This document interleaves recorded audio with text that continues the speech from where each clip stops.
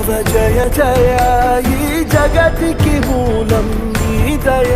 నీ దర్శనముంది వెలిగిన జ్యోతి మనసున చిన్మయ పరమాణువు రూపం విశ్వాకార